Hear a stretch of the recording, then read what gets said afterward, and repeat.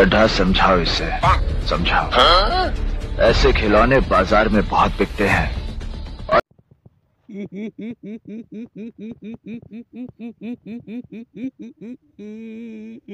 लाबोलायबाय आसुलफोर बे साइडआव नुनायानो आरो गोदान बर'नि गोजा दै खिन्थु हारसानिबो दं। हारसानिया साबसिन नायनो मोजांसिन। वाह बिराद मोजां हारसानिया नायनो आरोना। बर'नाबो मोजाङानो खिन्थु हारसाना साबसिन आरो मोनगोन आसुलफोर। नाथाय बिनि थाखाय मा खालामनांगौ नोंथांमोना मोजाङै मिथिखागौ। कमेन्ट खालायनांगोन। हा चेनेलाव कमेन्ट खालायनांगोन अब्लासो मोनगोन आरो।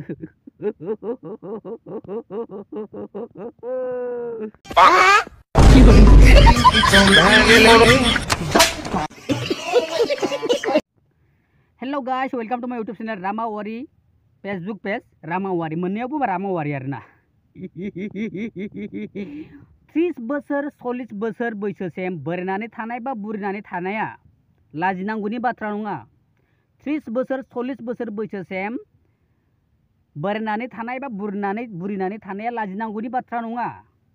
हा नाथाय बे उन्दै उन्दै बैसोआव 14-15 बोसोर बैसोआव खारफानानै लांखारनानै हाबा जानाया मा होनो आयेननिबो बेरेखा आरो लाजिनांगौनिबो बाथ्रा। मानो मिथिबाय ना? बे उन्दै उन्दै बैसोआवनो हाबा जानानै उन्दै उन्दै बैसोआवनो हाबा होनानै दिनैसिमबो न'खर संसारा बहुत गोबांनानो बायगासिनो दं। नोंसोर मालाबा बेखौ फकास खालायलाय, समाजाव फकास खालायलाय। बेफोरबायदिनि गोरोन्थिया सोर? बैफोरबायदि मानसिनो गोरोन्थि जेफोरबायदि मानसिया बुङो दे बोरायनानै दङ, बुरिनानै दङ, 30 बोसोर जाबाय, 40 बोसोर बैसो जाबाय, रावजोंबो हरजालिया, रावजोंबो लांजालिया। हा सोर रावजोंबो हरजायैया लाजिनांगौनि बाथ्रा नङा। सोरजोंबा लांजायैया लाजिनांगौनि बाथ्रा नङा। नाथाय नोंसोरना गाबा गावनो उन्दै उन्दै बैसोआव हाबा जानाया, उन्दै उन्दै बैसोआव हाबा जानानै खारफालाबायनानै हाबा जानानै बै गेजेर खन्द'आव संसार बायनांगौआसो लाजिनांगौनि बाथ्रा। हा जोंनि समाजाव ओरैबायदि मानसि दङ मिथिबायना? सोरनिबा फिसाजोआ जुदि बुरिनानै थादोंबा बेयावबो प्रब्लेम बिसोरना। सोरनिबा फिसालाया जुदि बोरायनानै दङ बेयावबो प्रब्लेम बिसोरना। हा बेनि फिसाजोआ बुरिनानै दङ, ओरैनो दङ, बेयाव नोंनि खथिया मा जादों? हा ना जोंनि आयेना बुङो नामा नोङो बोरायनानै थानो मोना, नोङो बुरिनानै थानो मोना, बैसो जाजासिम थानो मोना होननानै जोंनि आयेना बुङो नामा? बेखौथ' बुङाना आयेना जोंनिया। हा बिनि गोसोनि खोन्था, आंनि गोसोनि खोन्था, बिनि गोसोनि खोन्था। बियो मालाय माला जेब्लाखि हाबा लाया, उन्दैयावथ' लायाखै ना। उन्दैयाव लानायासो, उन्दै उन्दै बैसोआव हाबा जानायासो आयेननि बेरेखा। 18 बोसोरनि उन्दै हिन्जाव आरो 21 बोसोरनि उन्दै हौवाया हाबा लानाया बेरेखा, आयेननि बेरेखा, समाज बेरेखा। हा आरो बेजों लोगोसे गावनि न'खर दानायावबो बेरेखा जानानै फैयो। बेखौथ' नोंथांमोना समाजावनो नुगासिनो दङ, गोबां नुदों, सासे सानै नङा, गोबां दङ। हा होमबा गोरोन्थिया सोरनि? सोर गोरोन्थिखौ मावगासिनो दं? सोरबा बोरायनानै थानायाथ' गोरोन्थि मावाखै, सोरबा बुरिनानै थानायाथ' गोरोन्थि मावाखै। सोरबा बुरिनानै दं मालाय बे मालाय इडुकेसन नलेज हासिल खालामगासिनो दङ, मालाय फरायगासिनो दं, गावनि फिउचारनि खोथा सानगासिनो दं। बियो गावनि फिउचारखौ माबायदि ब्राइट खालायगोन, माबायदि फिउचाराव गाव ग्र' खालायगोन, बोरै आगबारिगोन बेखौ सिन्था खालायदों बियो। सोरबा बोरायनानै दंबालाय गावनि थाखाय इनकाम खालायदों, गावनि फिउचारनि थाखाय, भबिष्यतनि थाखाय, न'खरनि थाखाय। नाथाय नोंसोरना मा खालायदों? नोंसोरना मा खालायदों? हा आरो बेफोरबायदियाव गोरोन्थिया सोरनि? बे जोंनि समाजावदि खायफा हिन्जाव मानसिफोर दंना, जमा जमा जिरायनानै मालाबा सोरनिबा न'आव जुमाय लोंनानै बैनि खोन्थाखौ जे नोंसोर उमुगनि फिसाजोआ उमुगखौ गोसथोयोनो, उमुगनि फिसालाया बोरायनानै दंनो, उमुगनि फिसा बुरिनानै दंनो, बेफोर खोन्थाखौ रायज्लायस्लायस्लाय। हा बे जोंदि मिथिं दावथिङाव जोंदि बे आइकन, जोंनि पाब्लिकनि आइकन, हारिनि आइकन होननानै जोंनि फटक होयो। हा सोरनि फटकखौ होयो जोङो? जेफोरबायदि मानसिया रियेलिटि श'आव थांनानै नाम अर्जन खालामनाय, हा गावनि नामखौ गोजौआव लांनाय, जायफोरबायदि मानसिया अलिम्पिकआव थांनानै देरहानाय, जायफोरबायदि मानसिया हारिनि जौगाथायनि थाखाय खामानि मावनानै जौगाजानाय, बेफोरबायदि मानसिखौ नोंथांमोना मा लाखियोना? फटकफोरखौ बिसोरखौ आइकन होननानै लाखियोना? नाथाय नै बैसोरनि बादैनि बाथ्राखौसो, बैसोरबायदि मानसिफोरनि जिउ जारिमिनखौ आरो बिसोरबायदिनि गियानखौसो नोंथांमोना रायलायनांगौ। हा बेफोरबायदियाव रायलायोबा बै जाय मानसि नोंसोर रायलायदों ना, बैफोरबायदिनि न'खरनि मानसिया सोरबा सासेयाबो खोमाव सोनानै लागोन। नाथाय नोंसोर बेखौथ' रायलाया।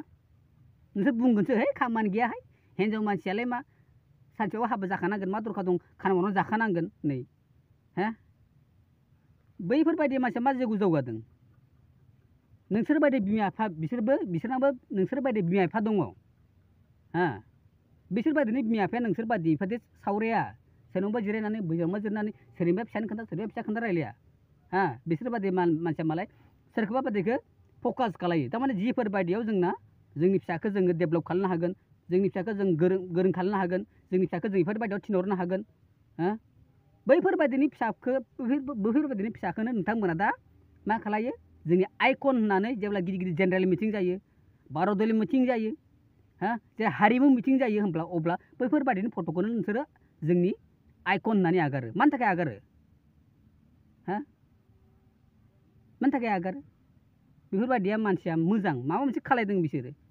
जिउआव बेफोरबायदिखौ जोंना बेफोरबायदिनिफ्राय सोलोंनानै लानांगौआ जोंनि थाखाय गोनांथि हा बेनि थाखायसो जों बेफोरबायदिखौ लागायो नालाय नंगौना नङा बेफोरबायदिखौ नोंसोर सोरनिबा न'खराव जिरायनाय बिसोरबायदिनि मानसिनि खोन्थागोन बेफोरबायदि मानसिनि खोन्थागोन सावरायलाय बेफोरखौथ' नोंसोर सावरायाना लाजिनाय नाङो बेफोरबायदिखौ सावरायबा नोंसोर लाजिनाय नाङो गावनो जुमाया खहाबनाय नङा दालाय नोंसोर बायदिया माखौ सावरायो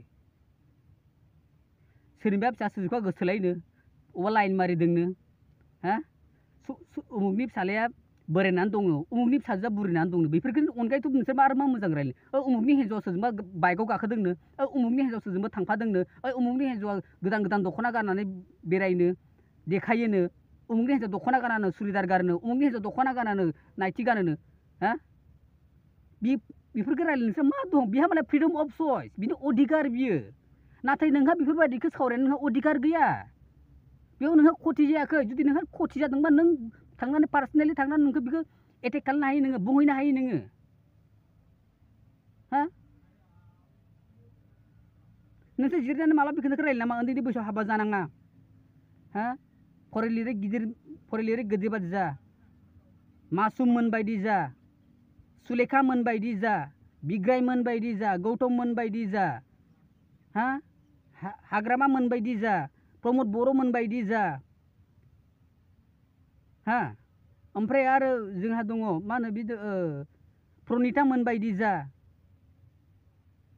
हा मेरिकम बायदि जा हा बेफोरबायदि खोन्थाखौ नोंसोरो रायलाया बेफोरबायदि खोन्थाखौ रायलायलाय आरो बैफोरबायदि मानसिखौ एसे नोंसोर एसे मबाइलखौथ' नायो नङा नायोना हा बै सिरियालाइससो बेफोरबायदिनि जिउ जारिमिनफोरखौ नायलाय माबा मोनसे सोलोंनाय फैगोन माबा मोनसे गियान फैगोन